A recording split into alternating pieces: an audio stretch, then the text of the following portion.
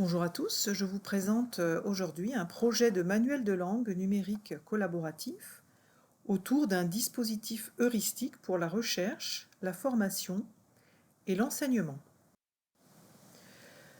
Pour ce qui est de la problématique, donc elle s'articule d'abord à la problématique du colloque qui était d'interroger la pédagogie médiée par le numérique à l'université dans le champ des langues et d'articuler la théorie et la pratique.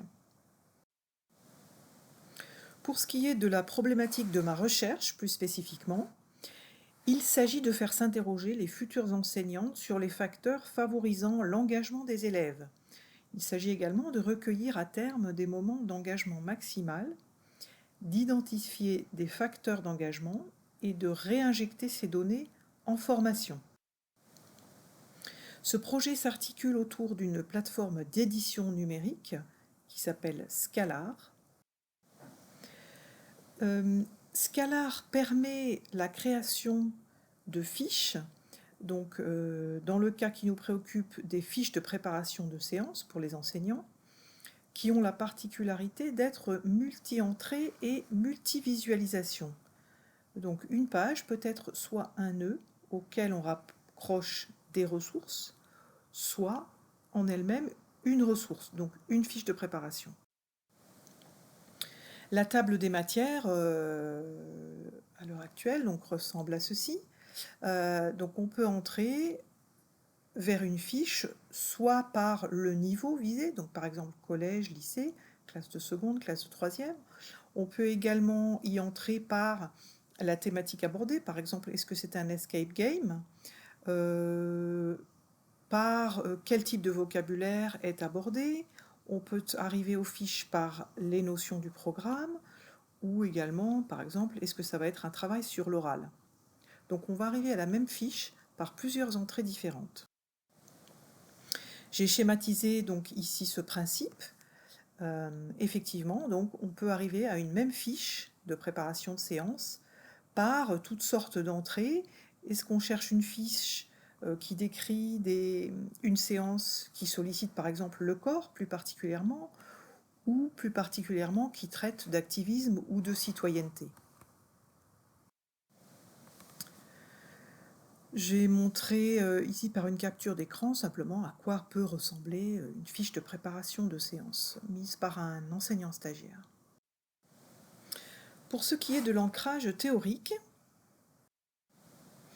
il s'agit de réfléchir aux facteurs d'engagement qui passent notamment par une posture empathique des acteurs en présence, définie par Le Breton comme une capacité à évaluer de manière plausible les raisons des comportements d'autrui afin de pouvoir s'ajuster à lui.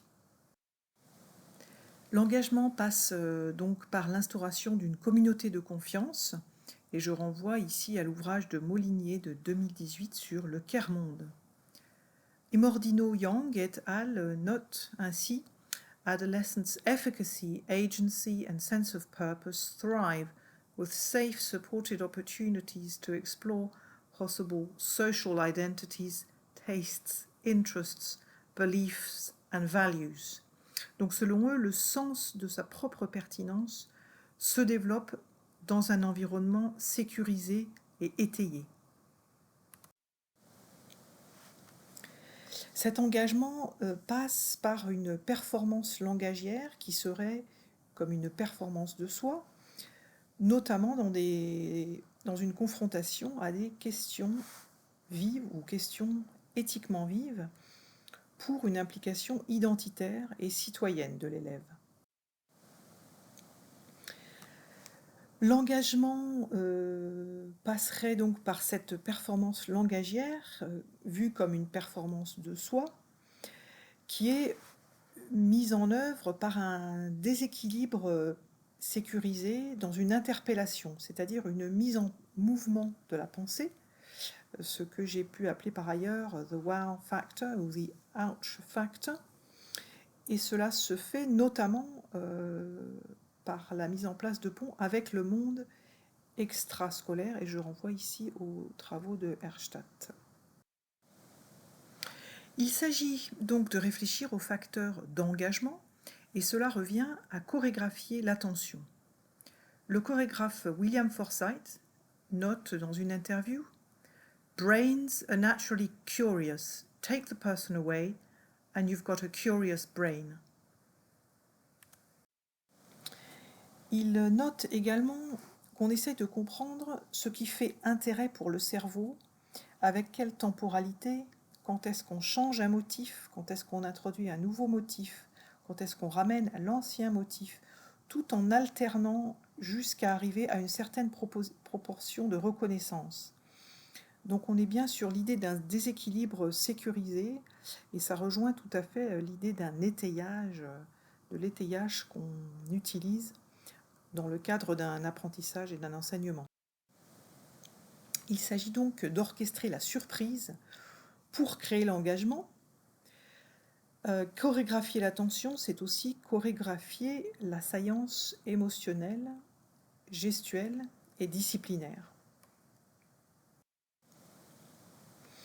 C'est aussi chorégraphier le corps et les émotions, d'où l'idée des fiches de préparation sur Scalar qui permettent de réfléchir à tous les différents facteurs qui sont convoqués lorsqu'on prépare une séance de cours. Et de nouveau, je renvoie entre autres aux travaux de Imordino Yang et ses équipes sur le fonctionnement du cerveau. Selon eux, le fonctionnement du cerveau, dans la partie dédiée à l'apprentissage, est lié évidemment au développement physique et dépend de l'expérience sociale et émotionnelle. Il note « The brain outsources its development ». Il parle de pertinence émotionnelle. Donc, the brain functioning that supports learning is related to physical development and depends on social and emotional experience. Donc, selon eux, le cerveau délègue à l'environnement son développement.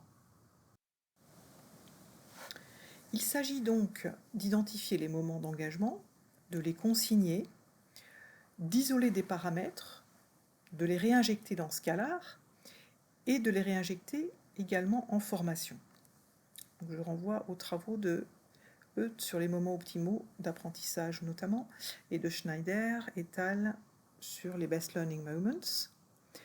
Donc j'ai schématisé ici la collecte des meilleurs moments d'enseignement-apprentissage sur CISO, ou éventuellement à terme une autre application, la création des fiches sur Scalar, et puis la réinjection en formation. Voici donc un exemple sur CISO d'une fiche qui a été postée par un enseignant qui a essayé d'identifier ce qui était pour lui un de ses meilleurs moments d'enseignement. Derrière ce dispositif qui va de la recherche à la formation à l'enseignement en classe, il y a un projet pour le moins politique.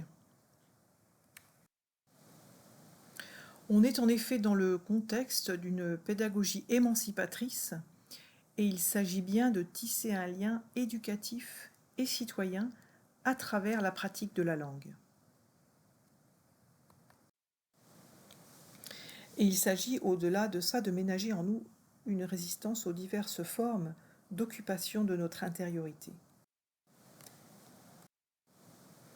En conclusion, nous pouvons dire que Scalar permet en quelque sorte d'incarner le modèle théorique que j'ai présenté, avec une réelle valeur ajoutée du numérique qui éclaire l'épistémologie, qui en retour s'incarne dans une plateforme ou des outils numériques.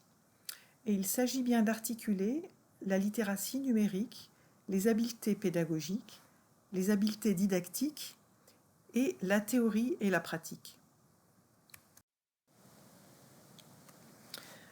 En conclusion, donc, l'architecture de Scalar permet d'incarner une réflexion distribuée sur l'engagement optimal de l'élève dans un contexte de construction de soi en tant que citoyen à travers une performance langagière.